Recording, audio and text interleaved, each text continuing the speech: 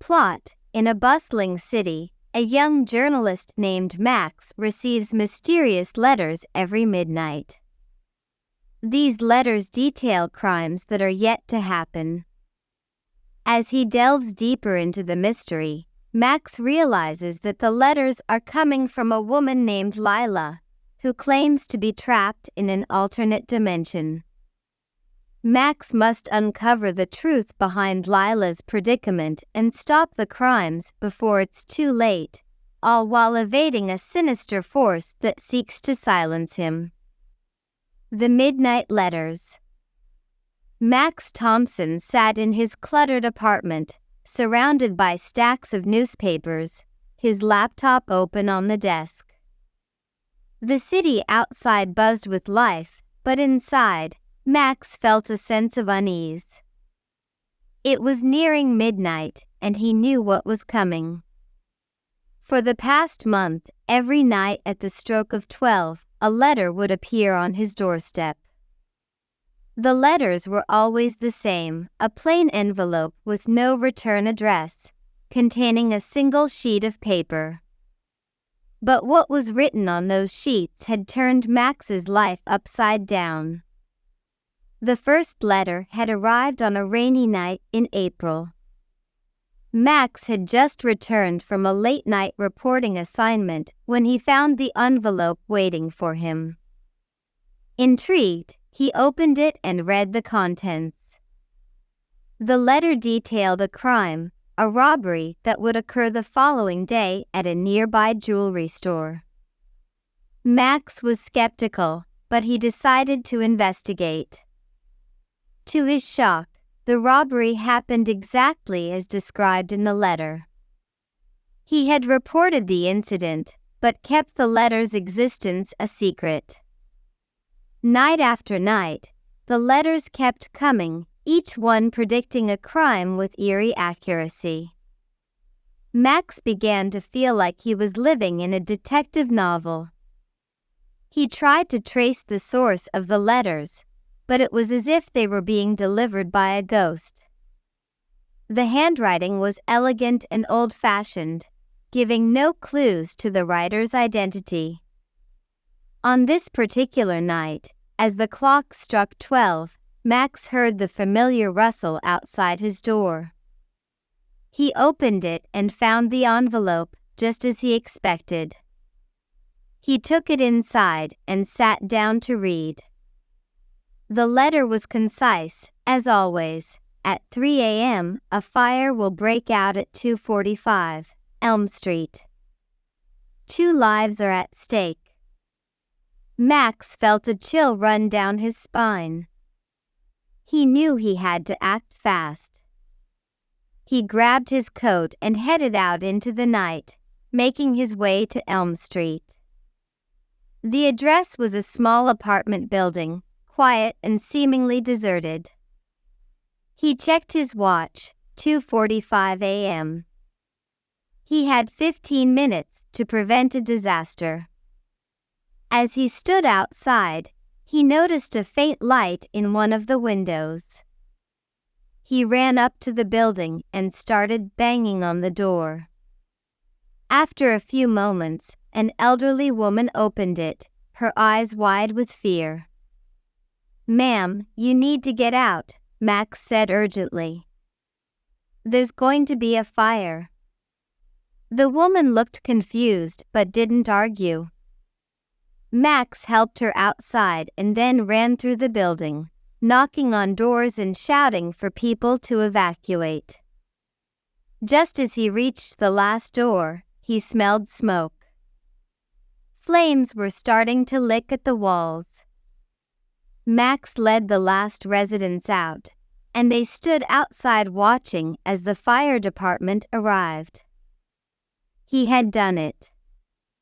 He had saved them. But the mystery of the letters remained unsolved. Back at his apartment, Max sat down and looked at the latest letter again. There was something he hadn't noticed before, a faint watermark on the paper. He held it up to the light and saw the outline of a rose. It was a small detail, but it was something. The next day, Max decided to visit the city's oldest stationery store, hoping to find out more about the watermark. The store was a quaint little place, filled with the scent of ink and parchment. He approached the counter and showed the letter to the shopkeeper, an elderly man with keen eyes. "Ah, yes," the shopkeeper said, examining the paper. "This is a very old type of stationery. We haven't sold this in decades. Where did you get it?" Max hesitated. "It was delivered to me." "Do you know who might still have this kind of paper?" The shopkeeper thought for a moment. "There was a woman, many years ago, who used to buy this stationery in bulk. Layla Evans. She was a writer, very talented. But she disappeared under mysterious circumstances." Max's heart raced. Could this be the same Lila who was sending him the letters? He thanked the shopkeeper and hurried back to his apartment. That night, as he waited for the next letter, he couldn't shake the feeling that he was on the verge of a breakthrough. At midnight, the envelope appeared as usual. Max tore it open and read the contents. "Tomorrow, at 10 p.m., a man will be attacked in Central Park. His name is Jonathan Green. Save him." Max knew what he had to do. But this time, he needed more information. He took a deep breath and decided to write a reply.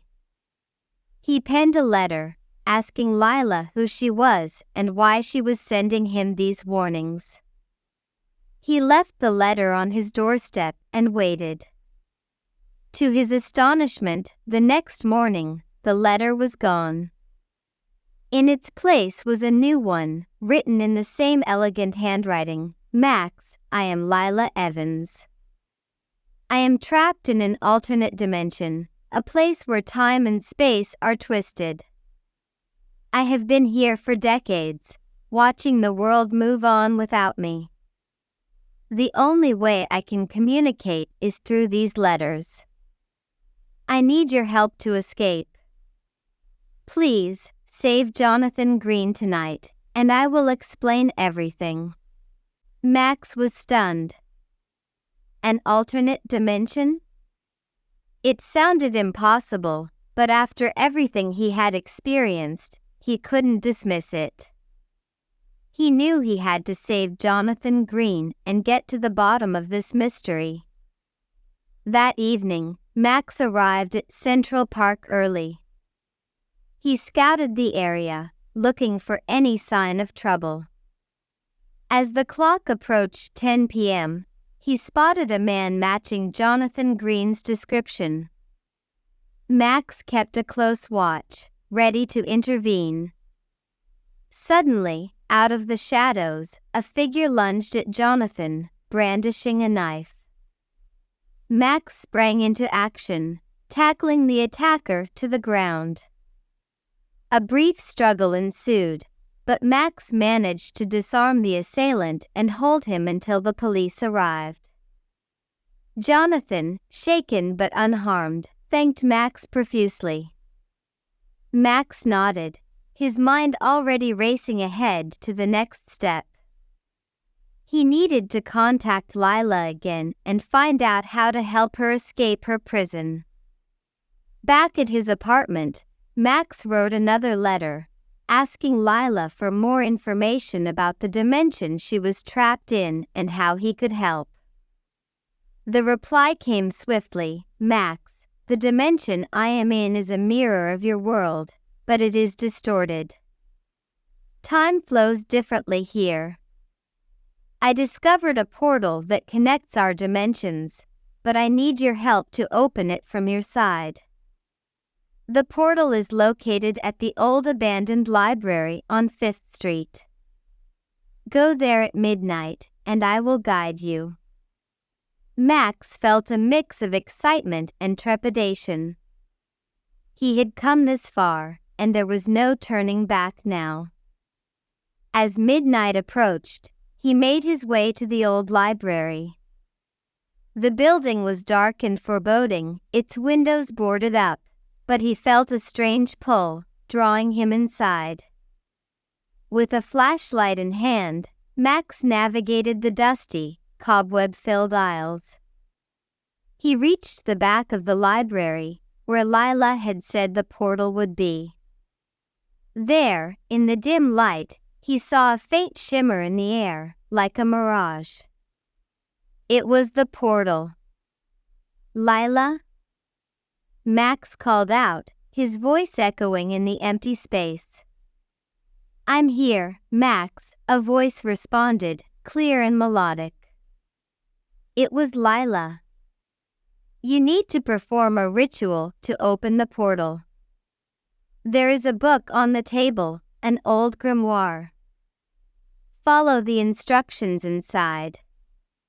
Max found the book, its pages yellowed with age.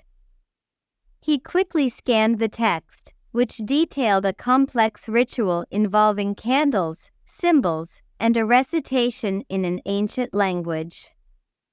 He gathered the materials and set to work, his hands trembling with anticipation.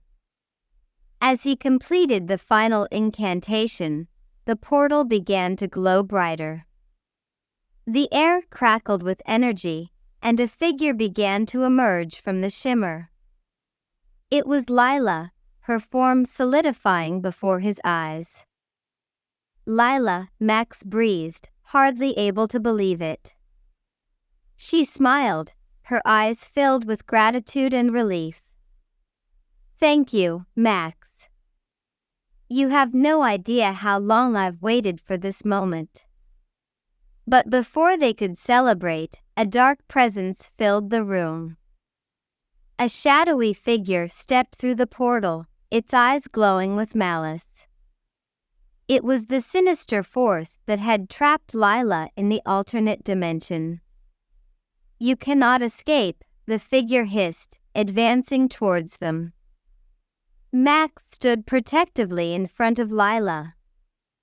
"We will stop you," he said, his voice firm.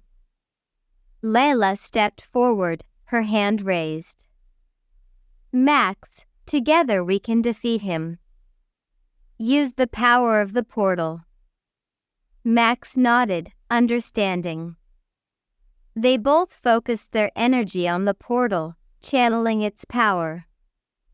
The room was filled with a blinding light, and the shadowy figure screamed in agony as it was pulled back into the portal, which then sealed shut behind it. The room fell silent, the air heavy with the aftermath of the battle.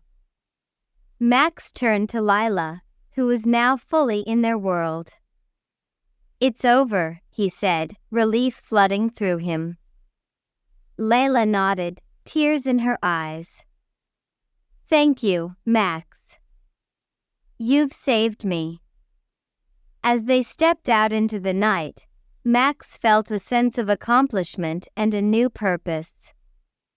He had uncovered the mystery of the midnight letters and helped a woman trapped in an unimaginable fate. But more importantly, he had found a connection with someone who understood the extraordinary world they both now inhabited. In the weeks that followed, Max and Lila grew closer, their bond strengthened by the trials they had faced together. They knew that their journey was far from over, but whatever challenges lay ahead, they would face them together, united by the letters that had brought them together and the love that had blossomed in the face of danger. And so, the midnight letters ceased, but the story of Max and Lila was just beginning, a tale of love, bravery, and the unbreakable connection between two souls destined to find each other, even across the boundaries of time and space.